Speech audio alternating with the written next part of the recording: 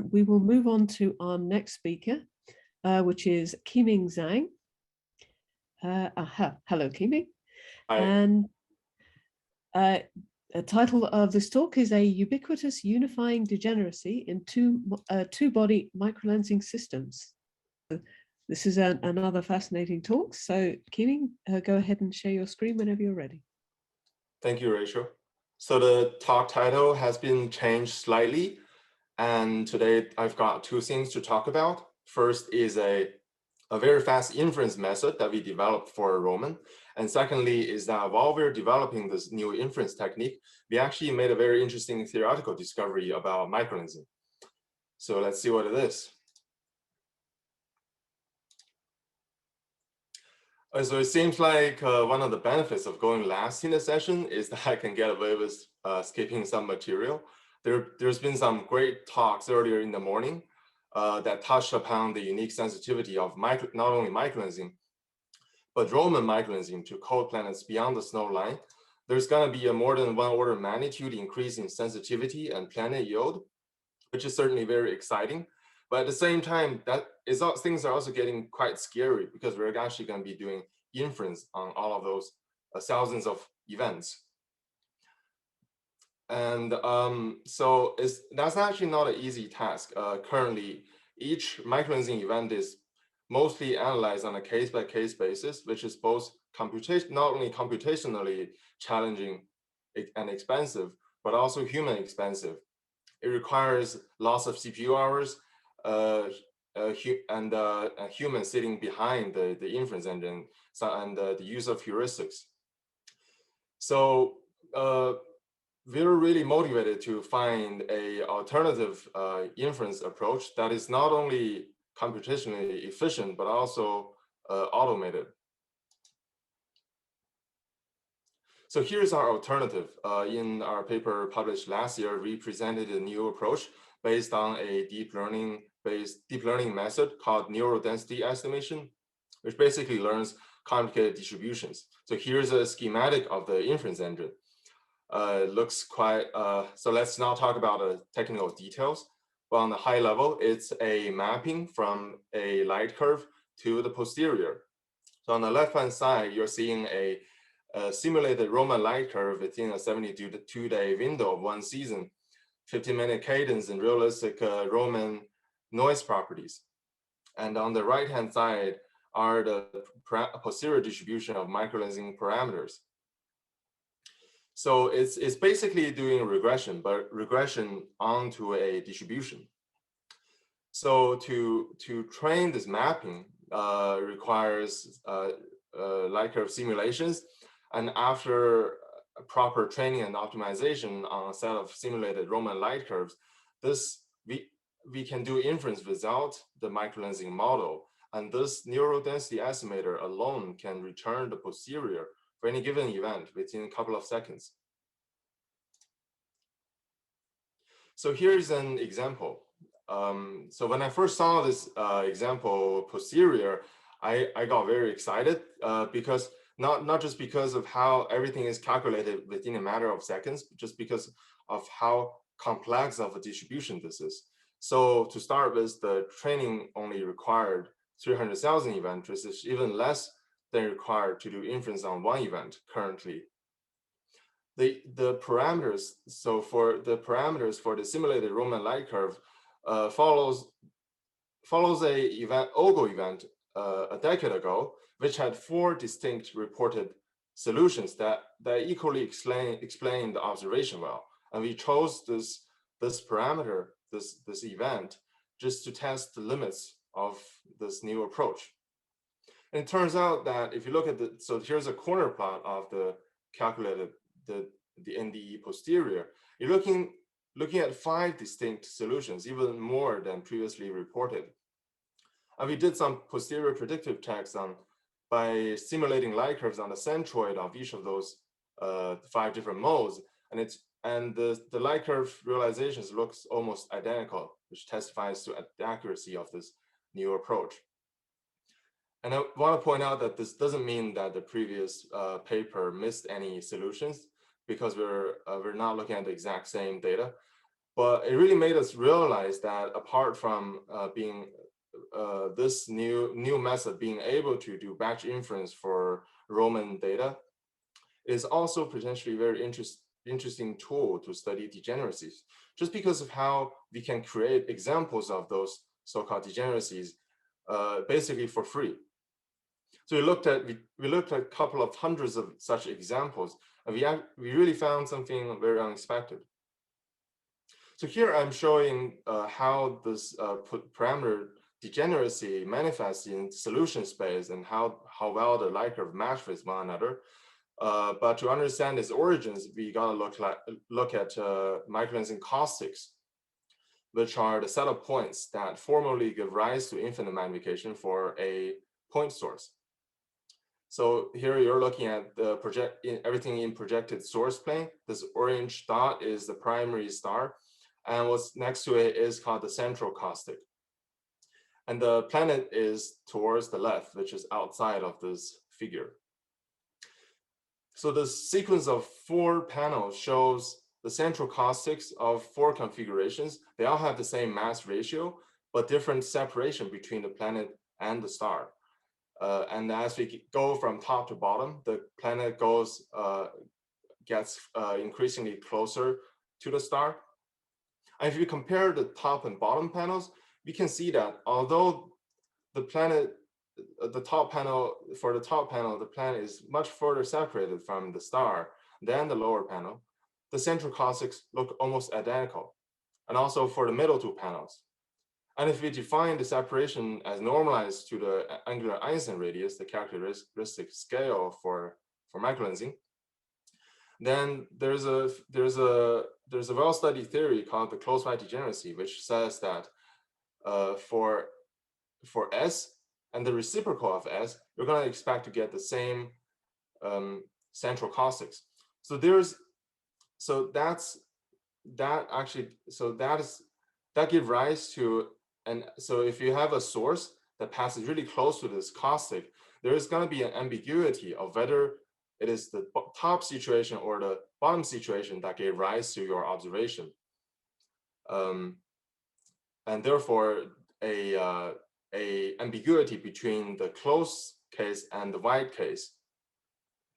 So let's get back to what we found. What we found that's really surprising is that among the hundreds of events, degenerate events that we looked at, I'd say basically none of them follows this S1 over S solution. And if we have the close-by degeneracy, at least we should expect part of that to follow this relation, but that's really not the case. So what's going on here? Does the close-by degeneracy actually give rise to identical observations? And to answer that question, we really gotta look at magnification maps, and in particular the difference in magnification. So this heat map you're looking at shows the difference in magnification in log scale between 2 configurations with the same mass ratio, but the separation between the planet and the star follows a reciprocal relation. So here you're seeing the same central caustic as expected from the close-by degeneracy, but apart from this tail region, you're seeing that everywhere in this source plane, the magnification isn't identical anywhere. And particularly on the x-axis, which is the star-planet axis, the difference can get to as large as a few %. And given a source trajectory shown in this cyan arrow that's close to this central caustic, is therefore not surprising that the Lie curves doesn't look identical and could deviate by a lot at places. So my question is, can we get, so it seems like the close-by degeneracy doesn't give rise to identical observations. And my question is, can we actually do better than this? And the answer is actually yes. And we could actually achieve identical Lie curves by changing up the separations, by either increasing S close or decreasing S wide. Let's look at what happens when I decrease S wide. So here's a little animation. And as you can see, once I shift away from this S and 1 over S correspondence, there is all of a sudden this oval-shaped ring where the magnification difference vanishes, and on this curve, the magnification matches exactly between the two configurations. And I call this the null ring, which evolves continuously as I change up S wide. And once this ring coincides with the source, you can see now that the light curves look almost identical. Let's take a look at this again. So it seems like the null ring originates from the origin where the primary star is. And the implication is that unless your source trajectory passes exactly at the origin, the close-wide degeneracy basically doesn't give you identical observations anywhere. And it turns out that the source null matching principle is more generic than a correction to this close-wide degeneracy. Let's take a look at here. Now I have a source trajectory that's far away from not only the central caustic, but also the planetary caustic. And the same principle applies. As I lower S wide, there is also this null structure. And once it matches exactly with the source trajectory, we're looking at identical observations. And this is all the more surprising because now we're looking at a resonant caustic, and the previous theories doesn't allow for exact degeneracy in this regime. What's more, we found that the location of the null on the star-planet axis is related to the two. You have 1 minute remaining, Keming. Okay, it's related to the separations. Let's just call it SA and SB because we're not dealing with the close-wide degeneracy anymore. It's related to the binary separations by this exceedingly simple formula, and that the null location should match where the source crosses the binary axis. And if we know where the source is, we know one solution, we can calculate the degenerate solution from this simple formula. So we call this the offset degeneracy because of how the null is created by the offset of the planet location, which is what I have been doing in the animations. And we really expected this to be to explain a lot of previously published events. So we applied this formalism to a systematically selected set of events, and we looked at how whether or not there is indeed a relationship between where the source actually crossed the star-planet axis, which is showing the x-axis. The y-axis shows the predicted null location from this equation. And indeed, they follow a one-to-one relationship, which really implies that this new theory is behind what most of the degeneracies that we saw in previous events. And lastly, I just want to say that this will be increasingly relevant for Roman because it'll discover a lot of events that's not close to caustics, which is pretty much what the current theory is about. And there will be increasingly discrepancies which will be alleviated by this new discovery. And I'll leave it here and I'll be happy to take questions. Thank you very much, Keming. That excellent talk. And I see we have questions already from Kellen Henderson. He says, great talk and nice work. Your null ring result is really interesting. I think each example you showed was for pairs of S values that were relatively close to unity. How does this change for more extreme values of S?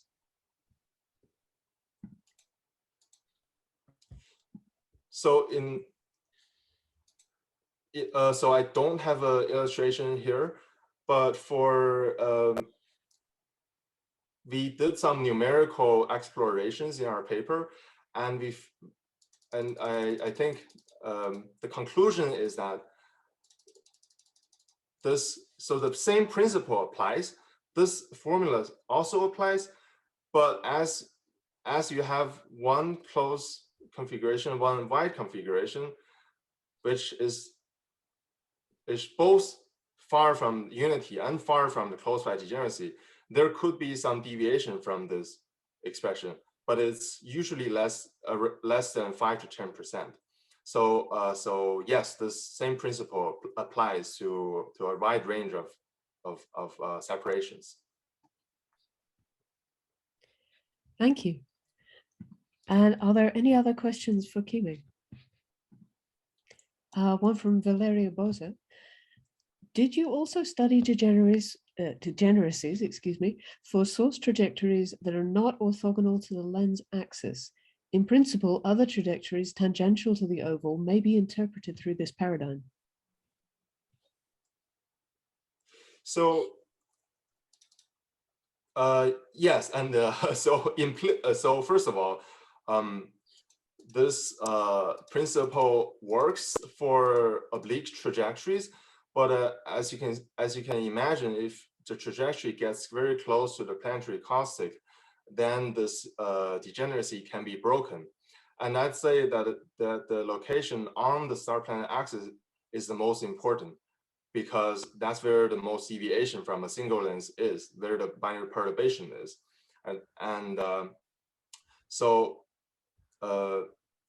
Yes, we could have oblique trajectories as long as they don't pass close to other caustics.